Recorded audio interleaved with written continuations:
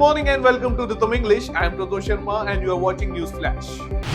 External Affairs Minister informed the Lok Sabha that full disengagement has been achieved in Ladakh. He highlighted continuous diplomatic engagements as the Indo-China ties show signs of improvement. India braces for a warmer than usual December with the IMD predicting above normal temperatures across most regions. The winter is likely to remain warm except in the south. Security forces killed Junail Ahmed Butt, an A-category Lashkar-e-Toiba terrorist in Dachingam, Jammu and Kashmir. Butt was involved in the killing of civilians in Ganderbal and other attacks. Congress dismissed TMC's suggestion to appoint Mamata Banerjee as the opposition bloc leader. Senior leader Manikam Tagore called the proposal a good joke. PM Modi lauded the implementation of 3 new laws: Bharatiya Nyaya Sanhita, Bharatiya Nagrik Suraksha Sanhita and Bharatiya Sakshya Adhiniyam, replacing outdated colonial laws. Bangladesh court postponed the bail hearing of ISKCON leader Chinmoy Krishna Prabhu after lawyers refused representation. The hearing is now scheduled for January 2nd, 2025.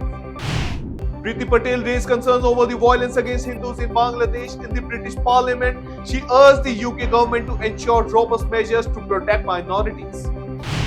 Nepal and China signed agreements on connectivity, infrastructure, tourism and industrial development. The meeting occurred during Nepal PM KP Sharma Oli's visit to Beijing. Indian High Commissioner Pranay Verma met Bangladeshi officials following a security breach during a protest in Agartala. The IHC termed the meeting a regular exchange. Israeli PM Netanyahu expressed gratitude to Donald Trump for his strong statement on freeing Gaza hostages. Trump warned Hamas of severe consequences if hostages aren't released by January.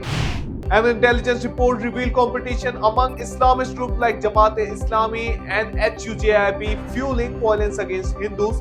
These groups via influence, funding and resources. Islamist-led rebels captured key areas in Hama following a week of clashes with government forces. Syrian and Russian air forces launched counter-strikes in response. South Korean President Yoon Suk Yeol faced criticism after briefly imposing martial law, citing anti-state activities by opposition lawmakers. He lifted the declaration following public outcry. An unknown illness with flu-like symptoms has claimed 143 lives in Democratic Republic of Congo's Kwango province. Health officials dispatched teams to collect samples and identify the disease. So that's all for the headlines of the day. For more updates, download the app and keep watching Rhythm.